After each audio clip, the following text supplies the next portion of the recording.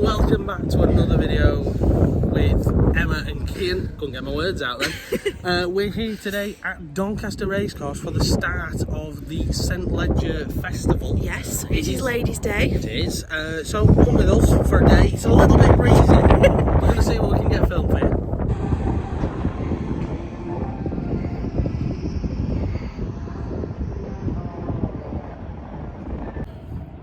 Right, so we've been put a bet on for the first race. You've picked the horse. Yes. So Emma's gone for bearing up. I'm just about bearing up with the food choices here. Very limited food choice in the because we're in the family enclosure, aren't we? Yes, which is also classed as the picnic enclosure. Yes. One food choice here, which is there's like two little stalls, fish and chips and like loaded fries, so like you can get cheesy chips. Yeah. So if you don't like carbs, you're not getting anything. Yeah. So I'm currently nibbling on a sausage. And I have some chips. Yeah. Weather's starting to turn nice though. Also the toilet situation, we're not sure what's happening on that. They seem to have been put the wrong way round, so you can't get in them. But we'll update you on that through the video.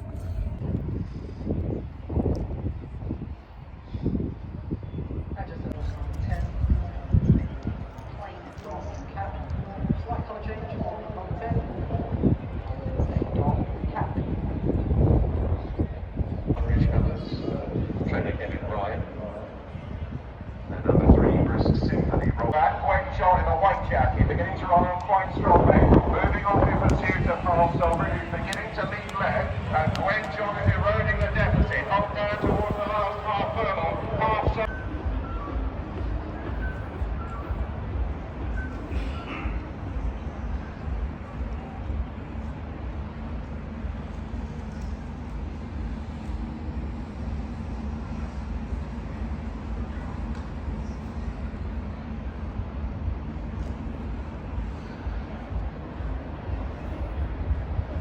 Grass racing at Philadelphia.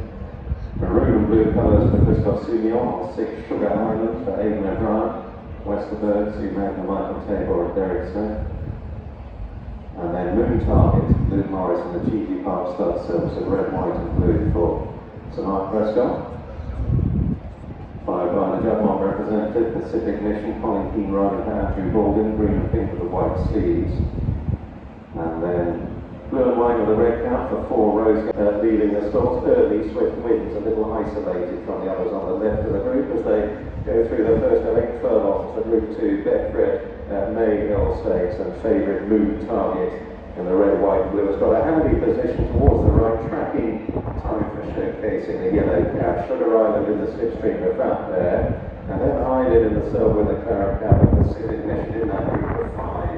Racing far side of centre, and the other 3, well, they race in single file near side of centre. Swift Winds 2 or 3 lengths in advance of the Venetian Lace in the silver, and Rose Gayaf is held up towards the rear of the field, the red cap, and towards the left at Billy Lockman. So going on around the 37-mile-an-hour mark, decent tempo in the conditions.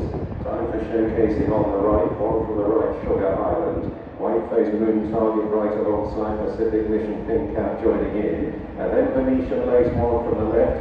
Further left, Swift Winds is ridden along. Island in a silver jacket is trying to thread through behind. And then Rose Gayaf moving on down towards the last quarter mile. Still very much up for grabs in the Mayhill. Moon Target now driven by Luke Morris to try and get on terms with the likes of Pacific Mission and Sugar Island in the maroon and blue. Time for showcasing on the far side. Island in behind Silver Jacket, Fine Sailor, beginning to power home. Pacific Mission on to the last half furlong. Island and Sugar Island are challenging either side. 3 diving for the line. Island getting up to win the Betfred Mayhill. Right, so you've seen some of the footage from Ladies' Day here at Doncaster Racecourse. So what we failed to mention at the start was we won these tickets through Sky VIP. Yes, which we've previously won tickets to RHS. Hello Car at Christmas last year. Yeah, so this is the second thing we've won through them. How would you rate your experience today, Emma? So the tickets that we got us into the family / picnic enclosure. So it's basically just the cheapest tickets, basically. Yeah. And I'll have to say that stand, that area was empty. as you will probably have seen in the videos. Yeah, I mean, it is obviously a Thursday, people are at work, kids are back at school, things like that. Now, I don't know, it seems odd that there's a Thursday and there's a family enclosure, you know, but yeah, there was hardly any people there. There was only one bookmakers, which we don't endorse betting at all, you know, we're not telling you to bet or anything like that, but there was only one bookmaker, there was not any... There wasn't a betting. The actual stalls for my actual Doncaster that was in that side was shut. There was nobody there. Yeah, there was only one food option. Well, two food options. There were loaded fries or fish and chips, which we mentioned earlier. Which, for like the whole family enclosure side, I know it's the picnic area and a lot of people do bring their own, but you still want options as well. And I think what's key to mention is, if we're not vegans or vegetarian or anything like that, the chips were getting fried in the same thing as the sausages. Yeah, nothing was vegetarian or vegan friendly. Which, that doesn't bother us.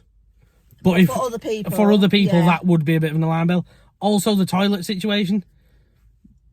There was loads of portaloos. They were all lined up, but they were lined up the wrong way round. Yeah. So the doors were on the side where the fence was, so you couldn't actually get into the toilets, and there was no other toilets. I don't know if that's been done on purpose because it's a quieter day. I believe there was one toilet in the bar underneath. Right. I think, but you know, maybe on busier days they do turn them toilets round, but why not just have them open? To have them the wrong way round. Yeah, just you know, there's a lot of people still. Well, it's quieter, but there's still a few hundred people in that section. There was probably about 100 people, maybe, and I think it probably fits about 2,000. Yeah, I mean, if we was to come again, I think we would book I would book for the grandstand, because that side, you could see that side did look quite busy. There was different food. There was an vendors, atmosphere. There was more bars. Yeah. Yeah. There was no atmosphere on our side at all. But overall, I mean, the sausage and chips cost $9.99, which I didn't think was too bad for a venue like this. No, the bar underneath wasn't too badly priced either.